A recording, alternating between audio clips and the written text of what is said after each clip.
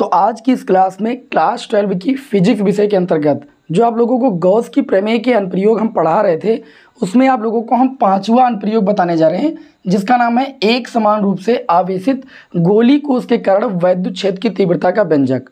देखिए, यहाँ पर आपको दो बातें समझना बहुत जरूरी है। एक आपका चालकी गोला, चालकी गोले को ही हम कहते हैं गोली कोश या हम कह सकते हैं खोखला गोला, और एक आपका होता है अचालक गोले के कारण उत्पन्न वैद्युत क्षेत्र की तीव्रता का व्यंजक। तो यहाँ पर जो बात हुई है ये एक चालकी गोले की हुई है, क्योंकि मैंने क्या कहा कि अगर गोले चालकी गोले की बात हो रही है तो ध्यान रखिएगा चालकी गोला होता है खोखला गोला, और जब चालकी गोले को आवेश दिया जाता है भैया तो उसके पृष्ठ पर वो आवेश समान रूप से क्या होता है भाई, वितरित हो जाता है। तो जब बात आएगी चालकी गोले की या गोली कोश की या खोखले गोले की, तो आपको यहाँ पर बताना है कि जो आवेश होता है, जब इसको आवेश दिया जाता है तो आवेश इस गोले के पृष्ठ पर समान रूप से वितरित हो जाता है। जबकि अगर बात होगी इसके बाद जो आपका छठवां अनुप्रयोग है जिसमें अचालक गोले की बात की गई, अचालकी गोले की जब बात की जाएगी तो अचालकी गोला होता है एक ठोस गोला, और ठोस गोले को जब आवेश दिया जाता है तो आवेश उसके पृष्ठ पर ना विद्यमान होकर के उसके संपूर्ण आयतन में वो आवेश एक समान रूप से वितरित होता है। अगर आप ये दो बातें समझ गए तो यहाँ पर जो वैद्युत क्षेत्र की तीव्रता है गोली कोश के कारण और अचालक गोले के कारण, इनमें आपको कोई दिक्कत नहीं होगी, आप आराम से वैद्युत क्षेत्र की तीव्रता का व्यंजक ज्ञात कर सकते हैं। तो यहाँ पर मैंने आपके समक्ष पांचवा गॉस की प्रमेय का अनुप्रयोग मैंने नोट किया है, और यहाँ पर यह आपसे कहा जा रहा है कि एक समान रूप से आवेशित गोली कोश के कारण उत्पन्न वैद्युत क्षेत्र की तीव्रता का व्यंजक ज्ञात करना है। मतलब इसकी बात हो रही है, ठीक है। अगर वो आवेशित गोली कोश होगा तो आवेश उसके पृष्ठ पर एक समान रूप से वितरित होगा, अंदर आवेश नहीं होता है, तो इसलिए वैद्युत क्षेत्र की तीव्रता भी अंदर वाले पॉइंट पर क्या होती है भाई, शून्य होती है। तो ये यहाँ पर ध्यान दीजिएगा। हम क्या करते हैं, क्योंकि हमको आवेशित गोली कोश के कारण वैद्युत क्षेत्र की तीव्रता निकालनी है, सबसे आसान है, बस आप 5 मिनट का समझ लीजिए। सबसे पहले क्या कीजिए, आप एक जो है गोला खींच लीजिए, ठीक। जैसे मैंने एक गोला खींच लिया, मान लीजिए कि इस गोले की जो त्रिज्या है केंद्र से वो कितनी है, कैपिटल आर। कैपिटल आर त्रिज्या का हमने एक गोली कोश खींच लिया है। हमने इसको एक समान रूप से प्लस क्यू आवेश दिया है, तो ये आवेश इस गोले के पृष्ठ पर समान रूप से वितरित हो गया है। क्या हो गया है, इस गोले के पृष्ठ पर समान रूप से वितरित हो गया, चूंकि ये गोली कोश है। अब हमें 3 स्थितियों में इस गोली कोश के बाह्य बिंदु पर एक बिंदु ले लेना है, इस गोली कोश से बाहर एक बिंदु P ले लेना है, उस बिंदु P पर हमें क्या करना है, वैद्युत क्षेत्र की तीव्रता का व्यंजक ज्ञात करना है। उसके बाद इस गोले के पृष्ठ पर आ जाना है, इस गोले के पृष्ठ पर उत्पन्न वैद्युत क्षेत्र की तीव्रता का व्यंजक ज्ञात करना है। फिर इस गोले के अंदर आंतरिक बिंदु पर हमें क्या निकालना है, वैद्युत क्षेत्र की तीव्रता का व्यंजक ज्ञात करना है। हमें 3 स्थितियों में व्यंजक ज्ञात करना है। तो लैंग्वेज में हम क्या लिखेंगे, हम लिखेंगे माना कैपिटल आर त्रिज्या का विलगित गोली, ध्यान दीजिएगा, विलगित गोली कोश है, ठीक है। बहुत कम लैंग्वेज आपको बताएंगे, आप इतनी लैंग्वेज लिख दीजिएगा बस। क्या लिखेंगे, माना कैपिटल आर त्रिज्या का एक विलगित गोली कोश है जिसके पृष्ठ पर प्लस क्यू आवेश एक समान रूप से वितरित है। प्लस क्यू आवेश एक समान रूप से वितरित है, क्यों, क्योंकि ये गोली कोश है, ठीक है, एक समान रूप से वितरित है। अब हमें क्या करना है, विलगित गोली कोश के कारण इसके बाह्य बिंदु पर और इसके पृष्ठ पर और आंतरिक बिंदु पर हमें क्या निकालना है, वैद्युत क्षेत्र की तीव्रता का व्यंजक ज्ञात करना है। जिसके बाह्य बिंदु, ठीक, बाह्य बिंदु कामा पृष्ठ तथा आंतरिक बिंदु पर क्या निकालना भाई, वैद्युत क्षेत्र की तीव्रता ज्ञात करनी है। आंतरिक बिंदु पर वैद्युत क्षेत्र की तीव्रता ज्ञात करनी है। इतना आप सभी लोग लिख सकते हो कि नहीं लिख सकते हो, लिख सकते हो। वैद्युत क्षेत्र की तीव्रता ज्ञात करनी है, 3 बिंदुओं पर ज्ञात करनी। ये लैंग्वेज सभी विद्यार्थी लिख सकते हैं, ओके। जितनी लैंग्वेज लिखेंगे बस इतना ही लिखना है, ज़्यादा बहुकाल नहीं लिखना है। अब आपको हेडिंग डालना है पहले बाह्य बिंदु पर, ठीक। तो इस गोली कोश से बाह्य बिंदु पर हमें क्या निकालना है, वैद्युत क्षेत्र की तीव्रता का व्यंजक ज्ञात करना है। तो हम क्या करेंगे, इस गोली कोश के केंद्र से स्मॉल आर दूरी पर, कितनी दूरी पर, स्मॉल आर दूरी पर एक ले लेंगे हम बिंदु P, और हमें इस बिंदु P पर क्या निकालना है, इस गोली कोष के कारण उत्पन्न वैद्युत क्षेत्र की तीव्रता का व्यंजक ज्ञात करना है। इसके लिए हम क्या करेंगे, जो ये बिंदु P है, बिंदु P से होकर गुजरने वाला एक गॉसियन पृष्ठ खींचेंगे, क्योंकि गॉसियन पृष्ठ खींचेंगे तभी तो गुजरने वाला वैद्युत फ्लक्स निकलेगा। हम गॉस की प्रमेय लगा रहे हैं, और गॉस की प्रमेय के लिए हमको गॉसियन पृष्ठ की रचना करनी होगी।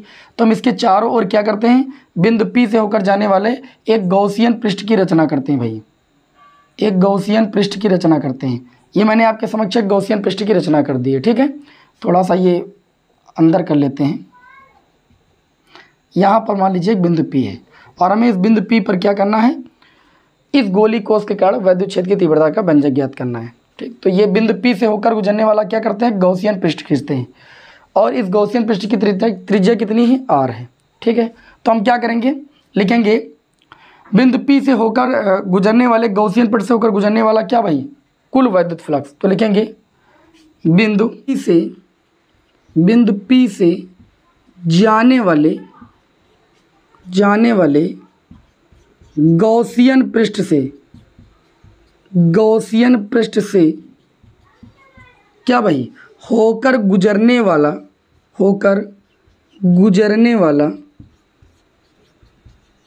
कुल वैद्युत फ्लक्स, क्या भाई, कुल वैद्युत फ्लक्स। हम सभी लोग जानते हैं कि किसी भी बंद प्लेट से होकर गुजरने वाला जो वैद्युत फ्लक्स होता है, गॉस की प्रमेय से क्या पढ़ा आप लोगों ने, फाई ई बराबर क्यू अपान में एप्सिलॉन नॉट। आवेश कितना वितरित है, एक समान रूप से प्लस क्यू आवेश वितरित है, क्यू अपान एप्सिलॉन नॉट होता है। अब ध्यान दीजिएगा, क्योंकि हम इस गॉसियन पृष्ठ से होकर गुजरने वाला वैद्युत फ्लक्स निकाल रहे हैं, और हमको इस बिंदु P पर क्या निकालना भाई, वैद्युत क्षेत्र की तीव्रता निकालनी है, E का मान। तो इस गॉसियन पृष्ठ पर हम क्या निकालेंगे, क्षेत्रफल वेक्टर की दिशा निकाल लेंगे। क्यों, क्योंकि हम जानते हैं फाई ई बराबर क्या होता है, ई इंटू में ए कॉस थीटा भी होता है, जहाँ थीटा ई इंटू ए के बीच का कोण होता है, मतलब वैद्युत क्षेत्र की तीव्रता और क्षेत्रफल वेक्टर के बीच का जो बना कोण होता है वो आपका थीटा होता है। तो वैद्युत क्षेत्र की तीव्रता अगर बात करें तो यहाँ पर धन आवेश है, वैद्युत क्षेत्र की तीव्रता जो होती है वो धन आवेश से बाहर की ओर होती है, और इस पृष्ठ पर अगर हम यहाँ पर एक लाइन खींच दें तो इसके जो क्षेत्रफल वेक्टर की दिशा हो जाएगी इस पृष्ठ के परपेंडिकुलर बाहर हो जाएगी। तो यहाँ पर अगर देखा जाए, चाहे यहीं पर निकालो या यहाँ पर कहीं पर भी निकालो, इस गॉसियन पृष्ठ के किसी भी बिंदु पर जब आप क्षेत्रफल वेक्टर की दिशा निकालेंगे तो वो हमेशा पृष्ठ के परपेंडिकुलर बाहर की होगी, और जो वैद्युत क्षेत्र की तीव्रता होगी वो धन आवेश से बाहर की होगी। इस प्रकार वैद्युत क्षेत्र की तीव्रता और क्षेत्रफल वेक्टर की जो दिशा है वो दोनों एक ही डायरेक्शन में होने की वजह से जो एंगल बनेगा वो कितना बनेगा, आप कहेंगे 0 डिग्री बनेगा। जब एंगल 0 डिग्री बनेगा तो यहाँ से फाई ई बराबर कितना आ जाएगा, ई इंटू में ए कॉस 0। क्यों, क्योंकि ई और ए के बीच का एंगल कितना है, 0। तो जो फाई ई आ जाएगा वो कितना आ जाएगा, ई इंटू में ए आ जाएगा।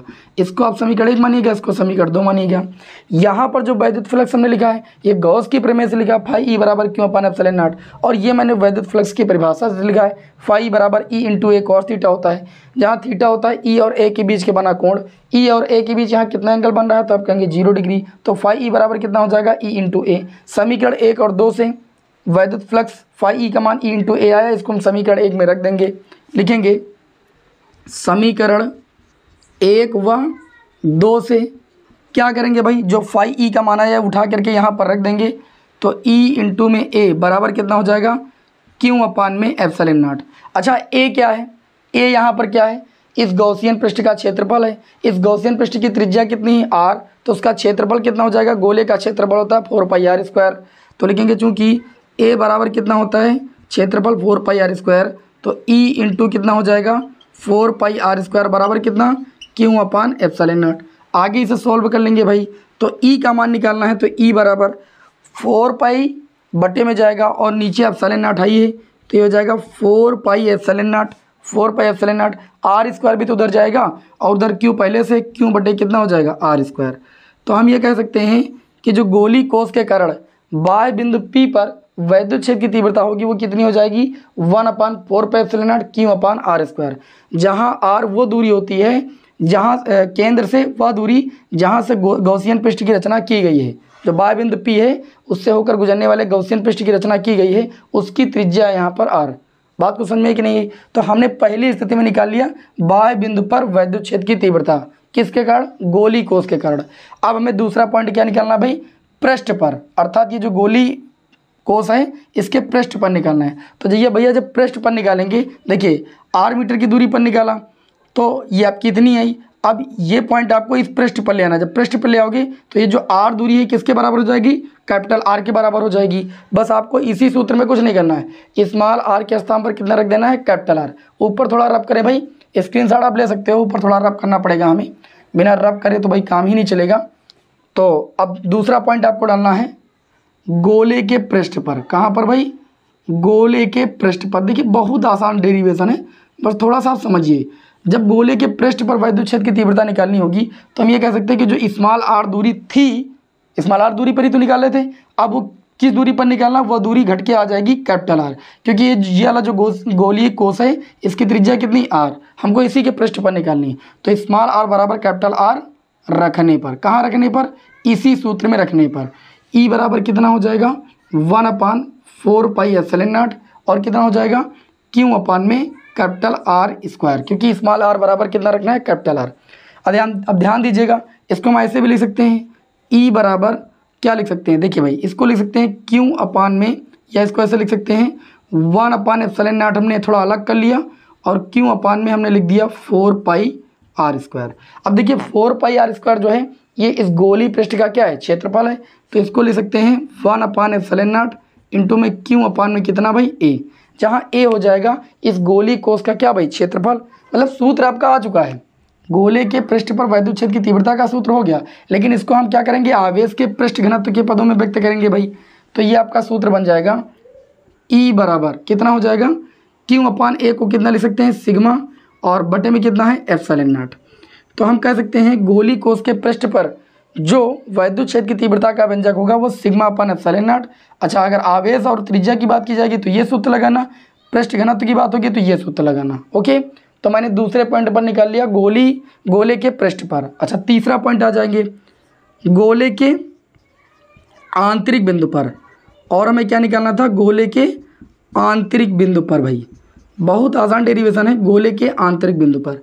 अच्छा, जैसे अभी हमने गोले के बाह्य बिंदु पर निकाला था, तो जो बाह्य बिंदु लिया था उससे एक मैंने गॉसियन पृष्ठ की रचना की थी, ये वाला गॉसियन पृष्ठ था, आप लोग देख पा रहे हो। अच्छा, अब अगर हमको अंदर निकालना है तो ध्यान दीजिएगा, हम अंदर एक बिंदु मान लेंगे P डैश। कौन सा बिंदु मान लेंगे? P डैश मान लेंगे, और P डैश से होकर जाने वाले एक गॉसियन पृष्ठ की रचना कर लेंगे, और हम इस गॉसियन पृष्ठ से होकर गुजरने वाला क्या निकालेंगे? वैद्युत फ्लक्स। तो गोले के आंतरिक बिंदु पर क्या लिखेंगे? बिंदु P डैश से जाने वाले गॉसियन पृष्ठ। अंदर मैंने क्या कर लिया? एक भाई गॉसियन पृष्ठ खींच लिया, और इस गॉसियन पृष्ठ से गुजरने वाला क्या निकालेंगे? गॉसियन पृष्ठ से गुजरने वाला क्या निकालेंगे भाई? वैद्युत फ्लक्स निकालेंगे। तो जब हम आंतरिक जो बिंदु माने हैं उससे एक मैंने गॉसियन पृष्ठ खींचा, और उससे गुजरने वाला जब वैद्युत फ्लक्स निकालेंगे फाई E बराबर Q अपान एप्सिलॉन नॉट। चूँकि ये गोली कोष है तो अंदर जो आवेश है वो कितना है? शून्य है। तो यहाँ से जो वैद्युत फ्लक्स आ जाएगा फाई E, वो भी कितना आ जाएगा? शून्य आ जाएगा, क्योंकि वैल्यू 0 रखोगे तो जो आपका वैद्युत फ्लक्स हो जाएगा वो कितना हो जाएगा? शून्य हो जाएगा। और अभी मैंने बताया वैद्युत फ्लक्स की परिभाषा से, क्या बताया? चूँकि हम जानते हैं वैद्युत फ्लक्स फाई E बराबर कितना होता है? E इंटू में A इंटू में कितना भाई? Cos theta. अब चूँकि है ये भी गोली पृष्ठ ही, तो वैद्युत क्षेत्र की तीव्रता और वो क्या कहते हैं क्षेत्रफल वेक्टर की दिशा बाहर की होगी, तो थीटा एंगल ही 0 ही बनेगा। तो ये आपका हो जाएगा, या फाई E बराबर लिख देना, चूंकि थीटा बराबर 0 इसलिए फाई E बराबर कितना हो जाएगा? E into A। जैसा भी यहाँ पर थीटा 0 हुआ था वैसे आंतरिक वाला जो मैंने गॉसियन पृष्ठ खींचा यहाँ पर E और A क्या हो जाएगा? इसके बीच बना एंगल 0 हो जाएगा। तो फाई E बराबर हो जाएगा E इंटू A, और E इंटू A कहाँ पर रख देंगे? यहाँ पर, जहाँ फाई E बराबर 0 आया है। तो E इंटू A बराबर कितना हो जाएगा? 0। हमको वैद्युत क्षेत्र की तीव्रता निकालनी, A उधर चला जाएगा तो वैद्युत क्षेत्र की तीव्रता क्या हो जाएगी? शून्य हो जाएगी। क्यों शून्य हो जाएगी भैया? जब आवेश है आंतरिक पृष्ठ पर शून्य है, ठीक है, इसको सही कर लीजिएगा। जब आवेश है अंदर आपका नहीं है तो वैद्युत क्षेत्र की तीव्रता तो शून्य होगी ही, इसमें कोई वही नहीं है। तो हम इस तरीके से इस गोली कोष के कारण बाह्य बिंदु पर और उसके पृष्ठ पर और उसके आंतरिक बिंदु पर हमने वैद्युत क्षेत्र की तीव्रता ज्ञात करना आपको बताया। हमें उम्मीद है कि आप सभी लोगों को ये डेरिवेशन कम से कम शब्दों में मैंने बताया और समझ में भी आया होगा और कम से कम समय में बताया है। उम्मीद है कि ये क्लास आप सभी को समझ में आई होगी। नेक्स्ट क्लास में आचालक गोली कोष के कारण वैद्युत की तीव्रता का व्यंजक आपको बताएंगे। चलिए भाई, मिलते हैं नेक्स्ट क्लास में। जय हिंद, वंदे मातरम।